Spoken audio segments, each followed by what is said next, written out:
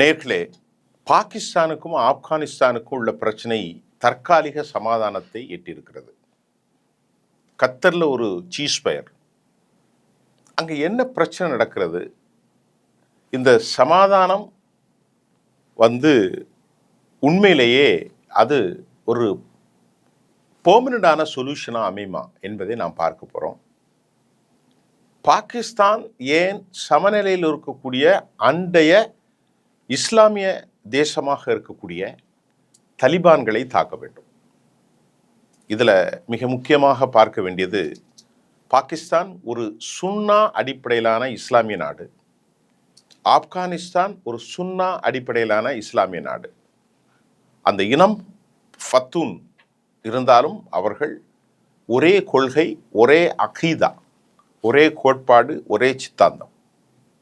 TDP என்று சொல்லக்கூடிய தெஹ்ரீகே தாலிபான், இவர்கள்தான் இந்த ரெண்டு பேருக்கும் இடையில பிரச்சனை. யார் இந்த தெஹ்ரீகே தாலிபான்? இந்த தெஹ்ரீகே தாலிபான் என்பவர்கள் ஒரு கடும்போக்கு இஸ்லாமியவாதிகள் என்பதை நாம் இதற்கு முன்பு சொல்லியிருக்கோம். இந்த தெஹ்ரீகே தாலிபான்களுக்கு ஆர்ம்ஸ் கொடுப்பதாக, யார் கொடுக்கிறா? தலிஃப் கொடுப்பதாக பாகிஸ்தான் குற்றம் சாட்டித்தான் அவர்களுக்குள்ள ஏராளமான பேர் விட்டார்கள். இதை நான் மறுபடியும் சொல்லியிருக்கிறேன். இப்ப என்னன்னா, இவர்கள் அங்குள்ள ஒரு ட்ரைபல் சமூகம். இவர்கள் பாகிஸ்தானுக்கும் ஆப்கானுக்கும் இடைப்பட்ட நிலப்பரப்பிலே இருந்தாலும் ஏராளமான உதவிகளை தலிபான்கள் இவருக்கு கொடுப்பதற்கான காரணம், இவர்கள் சித்தாந்த ரீதியாக பஸ்தூன் தலிபான்களோடு அவர்கள் நெருக்கமானவர்கள். அப்படி என்றால் இஸ்லாமிய இந்த பிரிவுகளில் பல பிரச்சனைகள் உண்டு. நல்லா கவனிங்க. அதில் எல்லா மதங்களிலும் பல பல கோட்பாடுகள் உண்டு. அதற்கு இந்து மதம் மட்டுமல்ல, கிறிஸ்தவம் மட்டுமல்ல, இஸ்லாமும் உண்டு.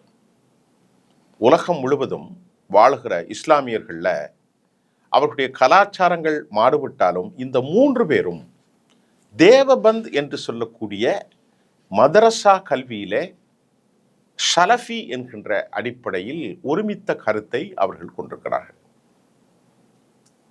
எப்படி என்றால், ஒரே இஸ்லாம், ஒரே தூதர். ஆனால் இவர்களை விட ஷியா முஸ்லிம்கள் அது வேறு ஒரு மதம் என்றே சொல்லப்படுகிறது, அல்லது வேறு ஒரு கோட்பாடு. அண்மையிலே சவுதி அரேபியானுடைய 90 வயதிற்கு மேற்பட்ட முத்தாவா அவர் என்ன சொல்லியிருந்தார்? அவர்கள் இஸ்லாமிய கட்டமைப்புக்குள்ளிருந்தே வெளியே சென்று விட்டார்கள் என மிக கடுமையாக ஷியாவை அவர் சாடியிருந்தார். அது குறித்து நாம் அடுத்து பேசுவோம். இப்போ பாகிஸ்தான் என்ன சொல்லுது அப்படின்னா, சமநிலையான இந்த அகீதா, இந்த கொள்கை, இந்த கோட்பாடை கொண்ட தெஹ்ரீகே தாலிபான்களுக்கு அதிகமாக ஆயுதங்களை கொடுக்கிறார்கள். இதை அமெரிக்காவும் ஒரு பக்கம் அரசியல் செய்தாலும் இதனை தலிஃபுகள் ஏற்றுக்கொள்ள மறுக்கிறார்கள்.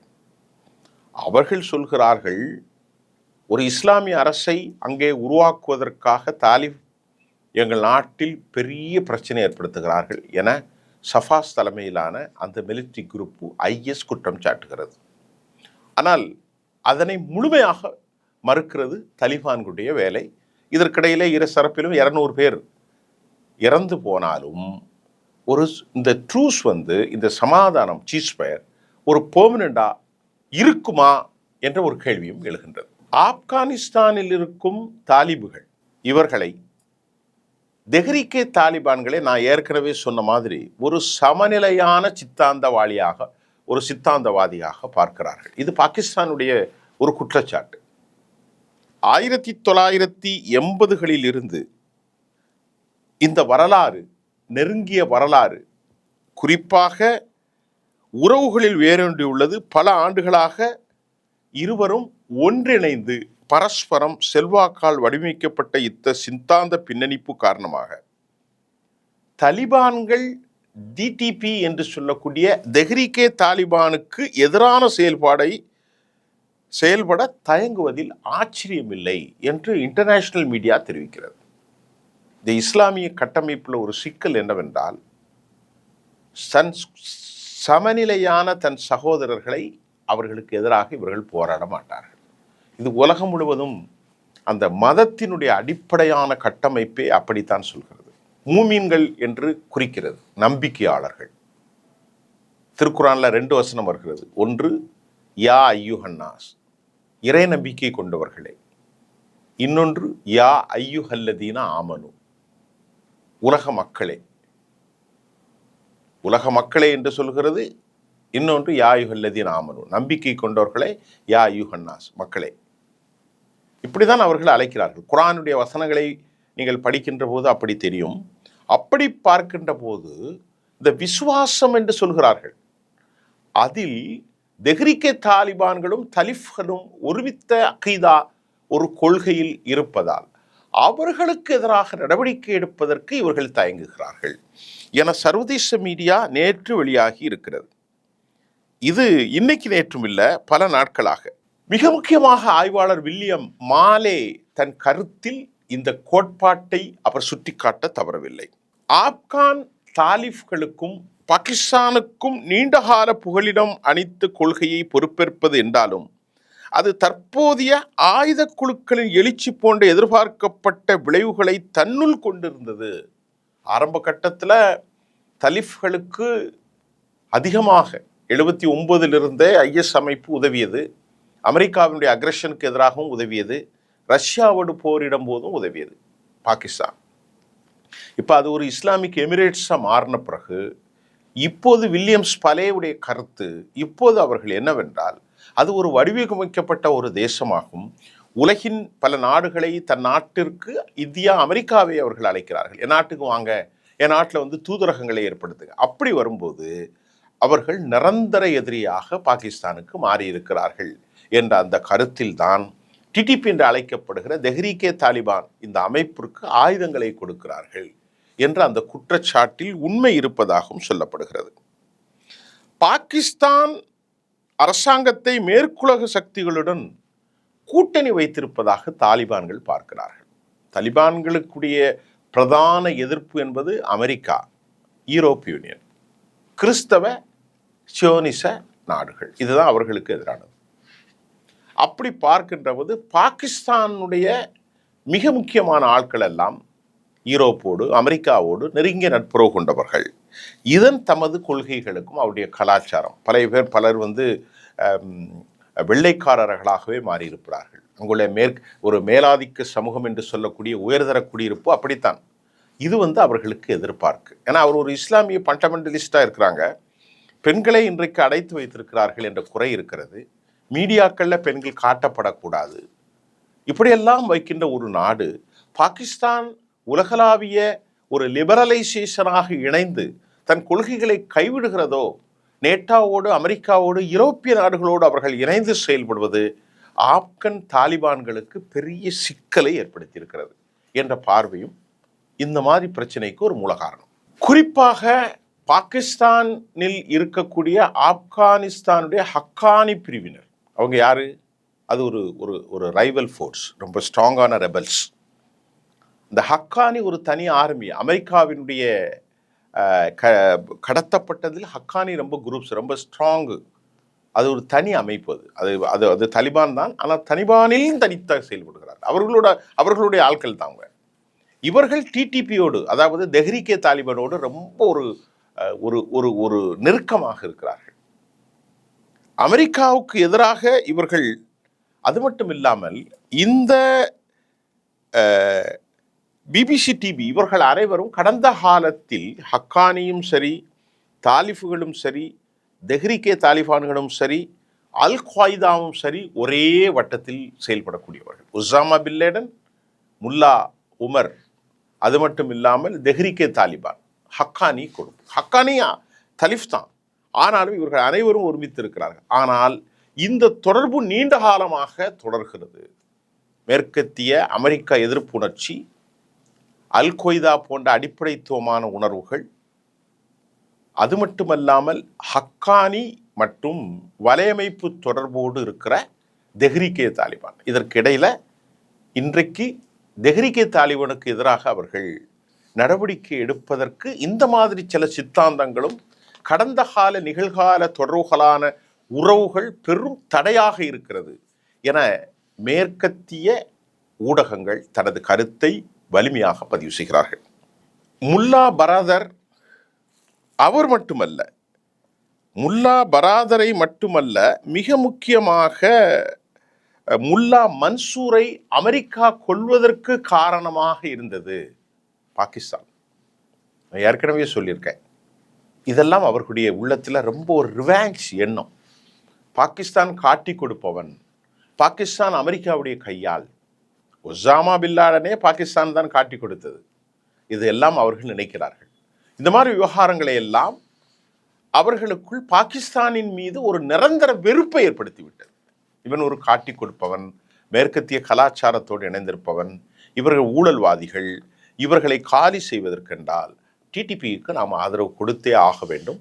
ஹக்கானி குரூப், தலிபான்கள் குரூப், இந்த மாதிரி ஆட்கள் எல்லாம் பாகிஸ்தானுக்கு எதிராக இன்றைக்கு தெஹ்ரீக்கே தாலிபானை ஆதரிப்பதற்கான ஒரு காரணம் உண்டு என சர்வதேச பார்வையாளர்கள் தனது கருத்தை வைத்திருக்கிறார்கள்.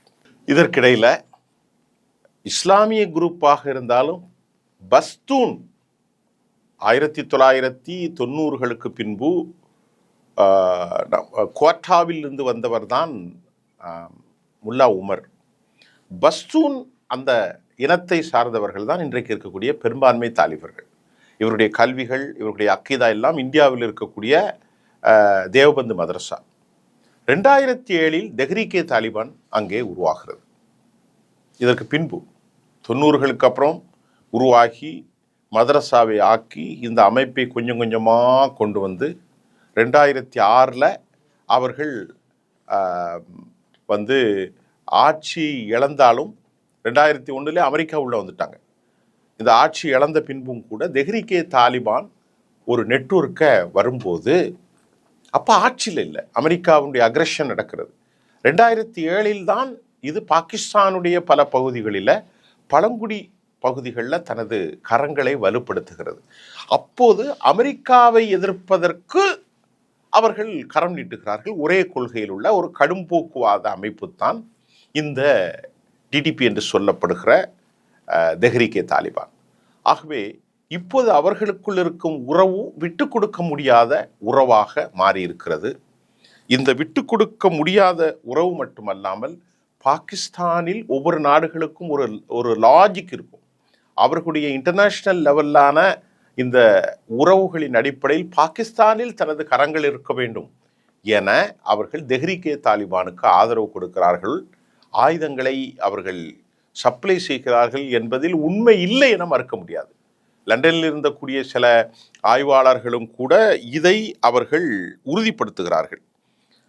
உண்மையிலேயே ஆப்கான் பொதுவழியில என்ன ஒரு கருத்து இருக்கிறது என்பது அந்த கட்டுரையில் என்ன வருகிறதுனால், பாகிஸ்தானை பொறுத்தவரை ஒரு நட்பு அண்டை நாடாக மட்டுமில்லாமல் மோதலை தூண்டியும் கிளர்ச்சியாளர்களுக்கு ஒரு ஆதரவு அளித்தும் ஆப்கான் இறையாண்மைக்கு அவர்கள் பங்கம் விளைவிக்கிறார்கள் என்ற கருத்து ஆப்கானிஸ்தானுடைய ஒரு பொதுவெளியில நல்ல எண்ணம் இல்லை பாகிஸ்தானை பொறுத்தவரை.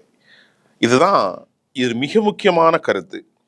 இதனால தான் தாலிபான்கள் டிடிபி பிரச்சனையை பாகிஸ்தான் உடைய உள் விவகாரமாக கட்டமைக்கிறது. மேலும் அந்த குழுவில் எழுச்சி என்பது 9/11க்கு பிறகு இந்த கொள்கை விளைவாகவும் என வாதிடப்படுகிறது. எப்போ பார்க்கின்ற போது இப்போ நம்ம இந்த பிரச்சனை ஒரு சமாதானம் நிரந்தரமாக ஏற்பட வாய்ப்பில்லை. இதனை தாண்டி இந்த இடத்துல இந்தியா எங்கேயும் வராது. அதாவது உள்நாட்டு விவகாரம். இந்தியா ஆப்கானோடு நெருக்கமாக இருப்பதை, தெஹ்ரீக்கே தாலிபான் தன் நாட்டின் மீது தாக்குதல் நடத்துவதை இந்தியாவின் மீது அவர்கள் குறை சொல்கிறார்கள். இது முழுக்க முழுக்க ஹக்கானி குரூப்பான வலையமைப்பின் நெருக்கமான உறவு பின்னணியிலே தெஹ்ரீக்கே தாலிபான் தாலிபுகளுக்கிடையான உறவு ஆப்கனுடைய அமெரிக்காவின் கையாளாக பாகிஸ்தானை அவர்கள் பார்க்கிறார்கள். ஆகவே தான் இன்றைக்கு பஹாராம் உள்ள விவகாரத்திலெல்லாம் அமெரிக்காவுக்கு இவர்கள் உதவி செய்கிறார்கள் என்ற எண்ணம் பொதுவெளியில் பாகிஸ்தான் பற்றி ஒரு தவறான எண்ணம் ஏற்பட்டிருக்கிறது. தவறான எண்ணம் என்ன, அப்படித்தான் அவர் நம்புகிறார்கள். இவர்கள் சாவரின் ஆஃப் ஆப்கானிஸ்தானுடைய இறையாண்மைக்கு ஊடுவிக்கிறார்கள் என்ற கடும் கோபத்தின் விளைவாக தற்போது மட்டுப்படுத்தப்பட்டாலும் இது ஒரு நீண்ட கால பகையாக தொடரும் என்பதில் எந்த சந்தேகமும் இல்லை. நன்றி.